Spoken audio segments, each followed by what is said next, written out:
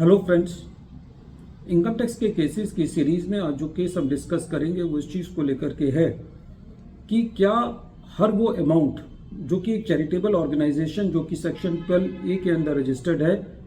यदि वो उन स्पेसिफाइड पर्सन्स को देती है जो कि सेक्शन 13 सबसेक्शन 3 के अंदर हैं, तो क्या हर वो अमाउंट ये माना जाना चाहिए कि वो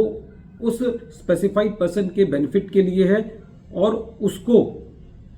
उस चैरिटेबल ऑर्गेनाइजेशन की इनकम को कैलकुलेट करने के लिए उसको एप्लीकेशन नहीं माना जाएगा। यही इशू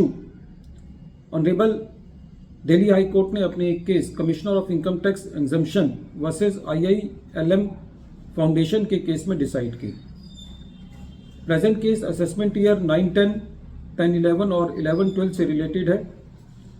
प्रेजेंट केस के अंदर एसएससी सेक्शन 12A के अंदर रजिस्टर्ड है और एसएससी का काम है, ये एसएससी ने काफ़ी सारी एजुकेशनल इंस्टीट्यूशंस बनाई हुई हैं जिसके थ्रू एसएससी जो है वो एजुकेशन प्रोवाइड करता है। जब इन असेसमेंट ईयर की असेसमेंट चल रही थी तो असेसिंग ऑफिसर ने ये पाया कि एसएससी ने अपने चेयरपर्सन को कुछ सैलरी और अलाउंसेस दिए हैं। जब असेसिंग ऑफिसर ने इस सैलरी को एग्जामिन किया तो असेसिंग ऑफिसर ने ये मत बनाया कि प्रेजेंट केस में जो चेयरपर्सन की क्वालिफिकेशन है और जो उनका एक्सपीरियंस है उसके मुताबिक उनको सैलरी जो दी गई है वो उनके कमेंसुरेट नहीं है। इसलिए असेसिंग ऑफिसर ने उस अमाउंट को section 40A subsection 2 clause A के अंदर उस अमाउंट के 30% को डिसअलाउ किया। जब ये मैटर CIT अपील के पास था तो CIT अपील ने सारे फैक्ट्स को एग्जामिन करते हुए ये ऑर्डर किया कि प्रेजेंट केस के अंदर जो अमाउंट पे किया गया है वो चेयरपर्सन की एजुकेशन और क्वालिफिकेशन और एक्सपीरियंस के मुताबिक है, और क्योंकि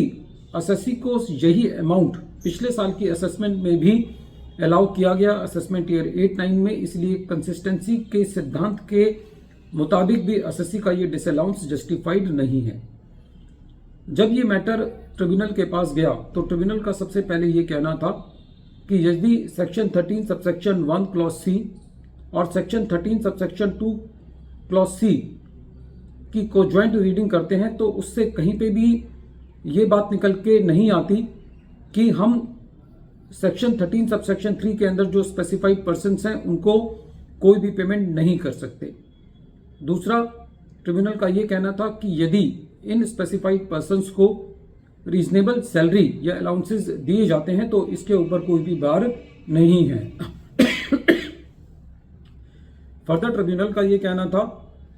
कि प्रेजेंट केस के अंदर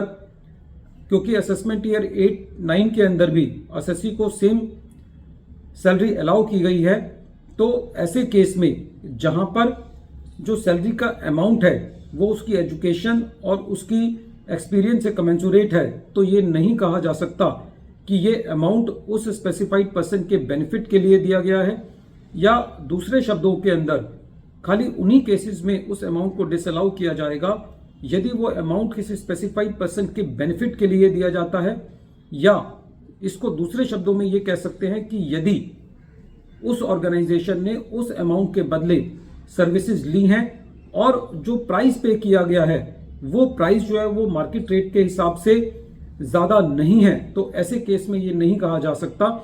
कि जो अमाउंट पे किया गया है वो स्पेसिफाइड पर्सन के बेनिफिट के लिए है और उसको 12A वाली ऑर्गेनाइजेशन की जो इनकम कैलकुलेट करने के लिए उसको अलाउ किया जाना चाहिए, उसकी एप्लीकेशन मानी जानी चाहिए। फ्रेंड्स, ये केस इसलिए राइज होते हैं क्योंकि ये देखने को मिलता है कि जब भी असेसमेंट प्रोसीडिंग्स चल रही होती हैं और असेसिंग ऑफिसर ये पाते हैं कि कोई अमाउंट किसी स्पेसिफाइड पर्सन को पे किया गया है, किसी रिलेटेड पर्सन को पे किया गया है, तो ऐसे केस में वो इस चीज़ को एग्जामिन किए बिना कि क्या वो अमाउंट जस्टिफाइड है या नहीं, या उसकी क्वालिफिकेशन के मुताबिक है या नहीं, खाली वो इस बात से टेम्प्ट होते हैं कि वो किसी रिलेटेड पर्सन को दिया गया है या किसी स्पेसिफाइड पर्सन को दिया गया है और उसको डिसअलाउ करते हैं, या तो पूरा कर देते हैं या कई बार परसेंटेज भी लगाते हैं जैसा कि इस केस में किया गया। लेकिन यदि वो अमाउंट उसकी काबिलियत के मुताबिक दिया गया है तो वो एड बैक नहीं किया जाना चाहिए, उसको एप्लीकेशन मानना चाहिए।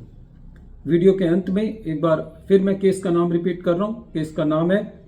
Commissioner of income tax exemption versus IILM foundation, और ये केस 480 ITR पेज नंबर 1 पर रिपोर्ट हुआ और इस केस का जजमेंट 21 अप्रैल 2025 को आया। Thank you friends.